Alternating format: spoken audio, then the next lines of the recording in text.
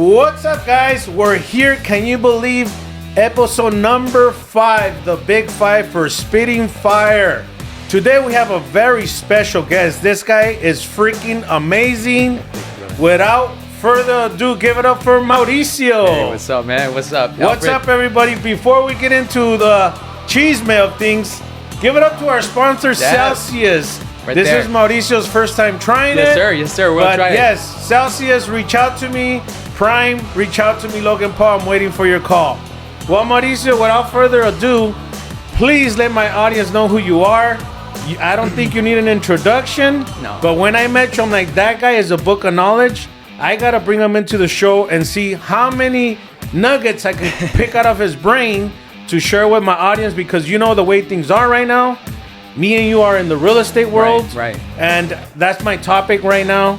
But please let us know what's going on with Mauricio. Oh my gosh. First of all, humbled, honored to be here, Alfred. I commend Absolutely. you, man. You know, seriously, when I first met you, it was just one of those connections that you just like, you know, you wonder, okay, why did this person cross my path? But Yeah. starting to see why, man. But myself, Mauricio Capetillo is the full name. Everybody knows me as Mo. So The Mo Show? Yes, right. That's right. So been doing this for a long time, man. So I appreciate the kind words about my knowledge, but you know, it's amounted to be that I've been doing this for a long time, bro. Yeah, how long have you been doing it?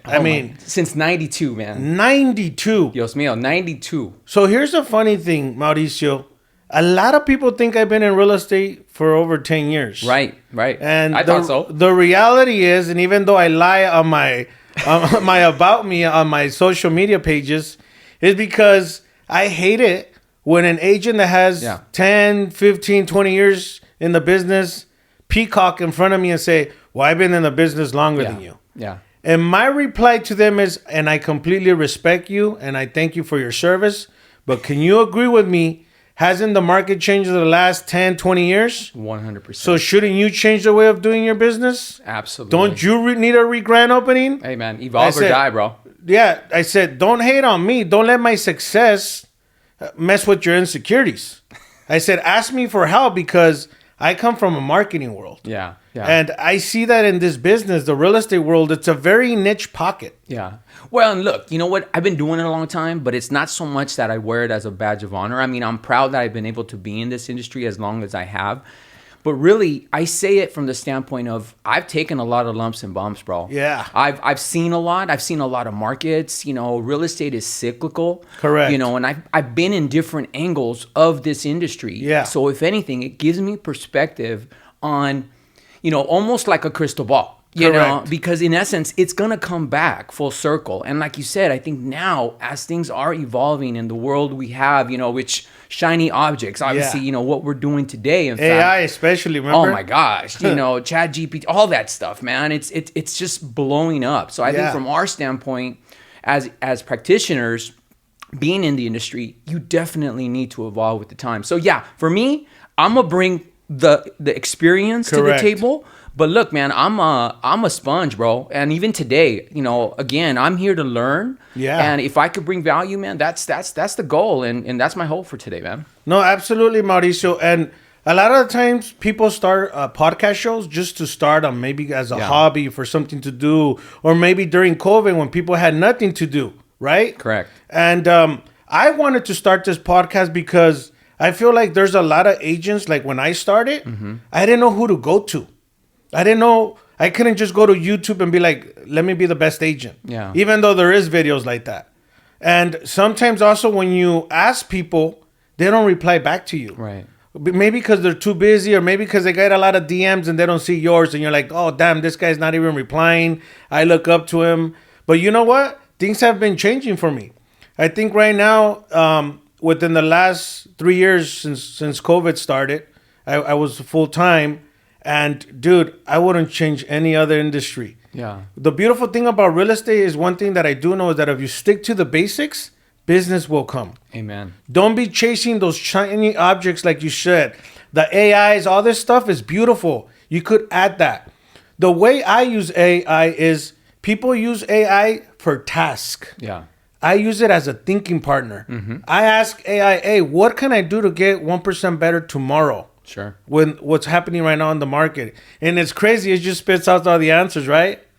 So, it's just one of those things where I'm like, listen, if I can do it, anybody else can do it. Yeah. And it doesn't matter how many years you're in. You were saying? No. I was just going to say, it doesn't matter. Like you Yeah. said, it doesn't matter. But I think what I love about what you're saying, Yeah. Alfred, is because you are vulnerable, because all too often we try to front. We try to portray ourselves a certain way. Yes, it's important you carry yourself, you're professional. However, I think it's also okay to be humble and to be transparent with, hey, I don't know everything. I myself, dude, I'm a Gen Xer. So I'm trying to learn all the AI stuff. I'm trying to learn all this world we're in today, and honestly, it's a little intimidating. Yeah. But even today, man, I thank you because it gets me out of my comfort zone. I'm really the epitome of a secret agent, and I've been stealth for a lot of years, man. Even though, man, I'm out there, I present, I do things where, I have that role of a leader, so to speak. But in essence, I like to be in the backdrop. I like to not so much be out there, but we have to be. The world we're in now, you have to put yourself out there. So again, thank you for the opportunity, brother. No, absolutely. And to piggyback what you just said, you're absolutely right. I do speak to a lot of agents that are they're intimidated by the camera. Sure. They don't have a social media. And like you said, if you don't have some type of something that's letting people know you're active, just even your Facebook Absolutely. or your MySpace account, you need to post stuff out there to let people know you're still active. Absolutely. Because I hate it when I see one of my friends post on social media that they just bought a house and I'm like, bro, don't you know I'm an agent? How come you didn't call me? Yeah, that's never happened to me. But that Alfred. doesn't happen, right? Yeah, it doesn't happen to none of us, right? And to follow up with that is, not every day is going to be a great day.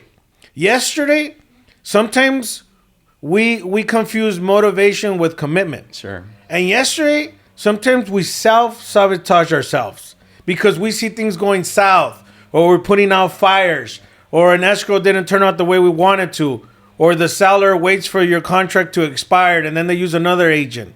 Everything I'm saying happened to me yesterday. That's why I'm saying this.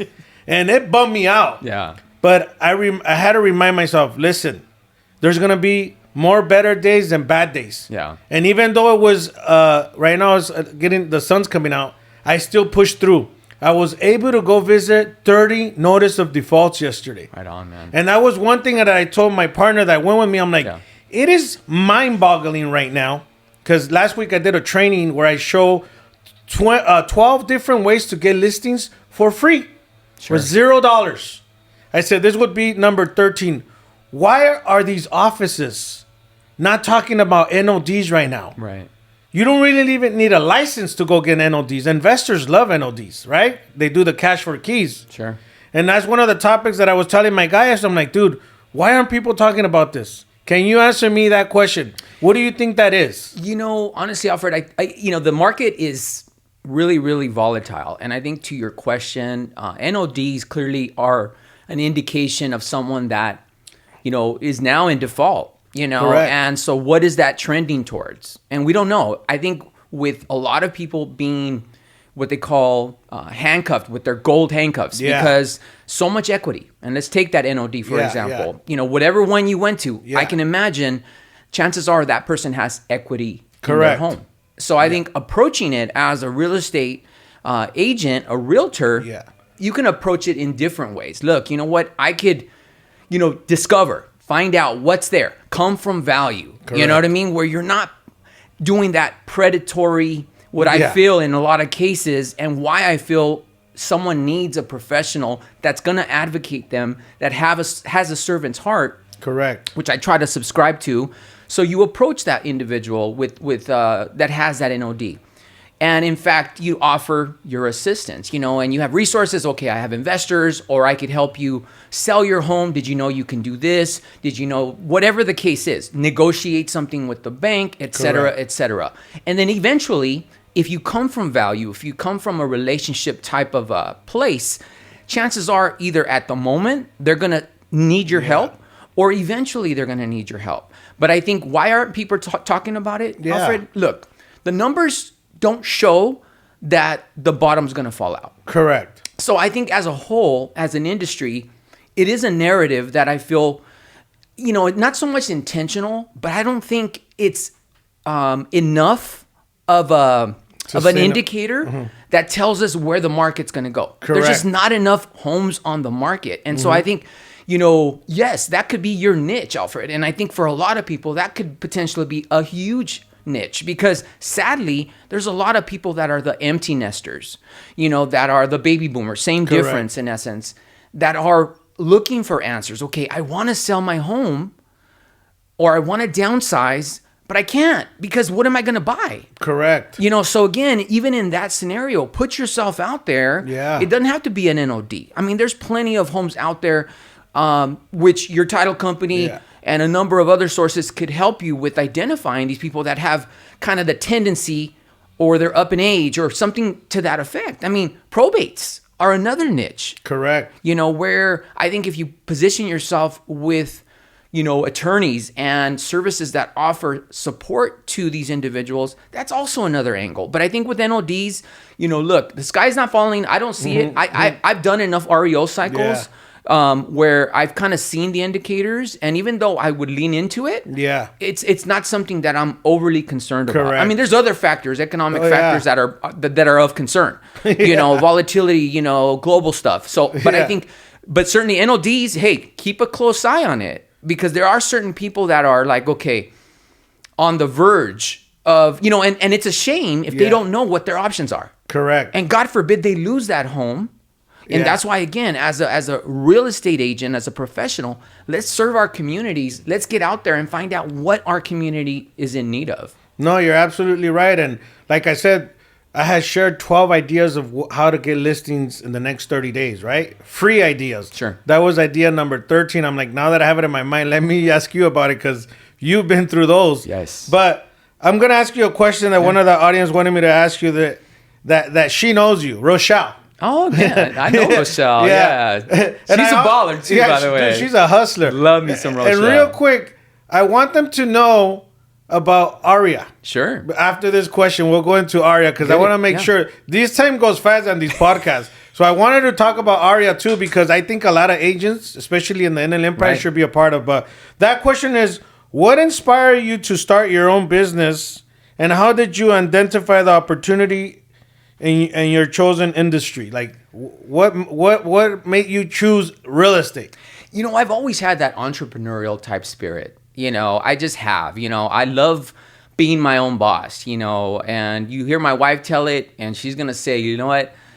You just can't have a boss. You know what I mean? So maybe it's ego in part, but I think I like the freedom of being able to make decisions that, I control. Correct. I dictate, how much I can produce, and it's a blessing and a curse, It is. I mean, trust me, I've had, a job with a very, very well-known developer, was very, very fairly compensated, and Monday through Friday, and yet, I made the decision, after 4 years to step away from that. And why? Because one, I felt there's a lot of people that are within my sphere, people that I've served, helped, that were knocking on my door. Hey, Mo, when are you going to come back? When are you going to come back? When are you going to come back? And my heart just kept tugging in that direction, Alfred. And you know what? Look, get the safety net out of the way. Yeah. But I like to be in that situation. And in fact, even the market we're in right now, man, not that I want bad for our economy or our people, man, but I feel like this is when you separate yourself, and this is when you identify yourself. Look, I can help you. This is why I have this skill set. This is why I did all the continuing education. This is why I did my designations and so forth and so on. So I think, to answer Rochelle's question, I hope I'm answering it. Look, you know what? It's to have that financial freedom. And honestly, you said something that struck me, Alfred, just a bit ago. The self-sabotaging part. Yeah. Bro, I am so guilty of that. Because, if you hear others tell it, oh, Mo this, Mo that, but I sometimes have not enough belief in myself. Yeah. And so I think where I create is like, okay, I have that comfort zone. I'm good at what I do, man. Yeah. And yet, okay, once I hit that ceiling, then I'm done. Then I go coast, cruise control. But no, man, we got to push the envelope, man. And it's time. Now is the time, man. And you know why that happens? Tell me. This is what Grant told me. The reason why you feel that way, because I asked them the same question you said and I got goosebumps, is because your dreams are not big enough. Sure. That's why. When you hit that comfort state and you're like, oh, I'm already here. What else? There's nothing else. You didn't shoot higher than that. Yeah. And that's why, like me, I'm like you. I love this market. And not that I wish anybody bad. I want to see a lot of agents. I want to see them here. I don't want them to see them, if they have to, because a lot of people, I said this many times, I had 3 jobs before I became a full-time agent. And I'm not ashamed of it. I was doing Uber, Lyft, and then the restaurants in the morning so that in the mid-evenings, I could do my internship. And don't be ashamed of that, because a lot of people, and there's a realtor that I used an Uber 3 months ago, and he didn't know he was picking me up. And when I saw him pick me up, he got all like bent out of shape. He felt weird. I'm like, hey, I'm going to say his name. I say, hey, bro, don't worry. I used to do this to pay the bills. If shit was to hit the fan, I was going to not say bad. If shit was to hit the fan, it wouldn't bother me. I don't mind doing those things, bro. Yeah. Just to maintain myself. Well, one, I congratulate you, bro. That's called work ethic. You know what I mean? Yeah. And look, we come from, a background that is, in fact, a hardworking, just my grandfather. I have to give him props. He's now in heaven. But, I mean, he crossed over here to the United States by virtue of the Bracero program. Nice. That was a workforce program that was created 1942, I want to say, between Mexico and the United States. And it was because there was a labor shortage. Correct. So look, man, melones, strawberries, oranges, grapefruits. He picked it all, man, and it carried over into my uncles and carried over into my father. And as a result, man, we were able to come to this country. I was actually born in Mexico, Alfred. So from Mérida, Yucatan, man, and crossed over, bro. You know what I mean? So I'm here, man. I'm proud. I'm proud to be here too, man. We have a similar background. My mom, when she was 6 months pregnant from my biological father, who I don't know who he is, she caught him cheating. And when she caught him cheating, she crossed the river. I was born here in General Hospital by Lincoln Heights. Okay. And my uncles told me that in order for my mom to support, she's a single mother of 4, she had to work picking grapes and avocados up there in Fillmore Park by Magic Mountain. Oh, yeah. During the day. And in the evening, she would be packing beef jerky.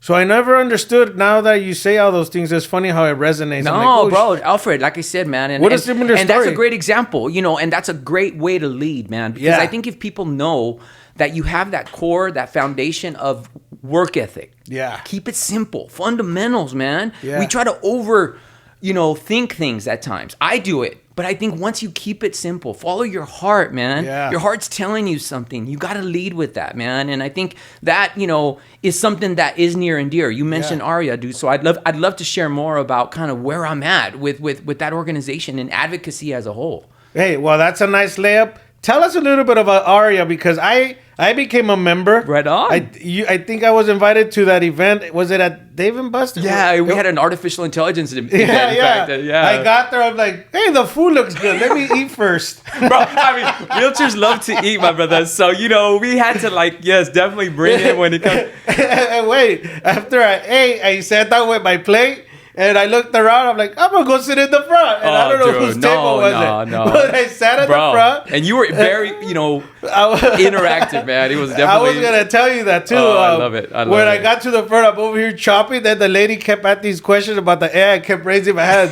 They're like, who is this guy? No, bro. You got to disrupt at times, man. But no, because those are questions people want to ask. And a lot of times people don't step up because they're afraid. Correct. Lord knows I've had challenges when it comes to public speaking or speaking in front of an audience or what have you. So you gotta put yourself out there, man. And so it's funny you say that. A lot of people say like, hey, dude, you just say what you want to say in front of people. I go, yeah, because in the beginning I was nervous about public speaking. But the more I did it, I was like, oh, I can do this. Yeah. I just have to be me. No. Well, exactly. Oh my gosh. Funny you say that, because when I was okay. And it's all ties together. So with ARIA is an acronym for the Asian Real Estate Association of America. And you're asking yourself, okay, didn't he just say he's from Mexico, man? Yes. You know what I mean? So, okay.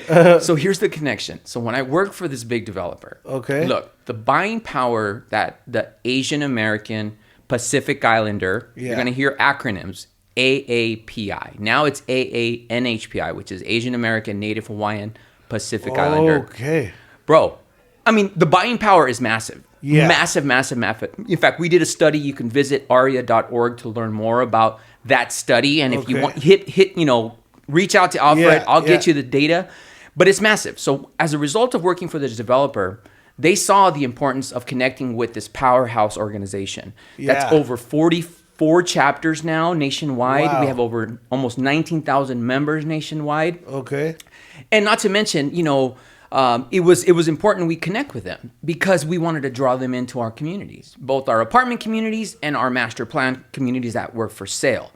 And I would always venture out to other parts, other counties, but specific to ARIA, I made that connection and, learned about what the mission is. The mission is to advocate for sustainable, attainable home ownership. Correct. To serve underserved communities, the AAPI community, which is to help them bridge that home ownership gap that exists. Okay, Correct. so once again, why an Asian organization? Yeah. Well, first of all, I fell in love with the mission. Not only am I proud to advocate for my brothers and sisters in this community, Yes. but as a result of leveraging this massive platform, I can spotlight and advocate for other underserved communities. Correct. So it's strategic, bro. Yeah, but yeah. my heart is here because why? Because I feel like I'm part of a family. ARIA is such an incredible organization. Their heart is authentic, bro. And so we thank you for being a member. Yeah, and yeah, in fact, absolutely. we want to incorporate you more so because Yeah. I think you will continue to help our members. But I think you got to get involved. It's a nonprofit real estate trade organization.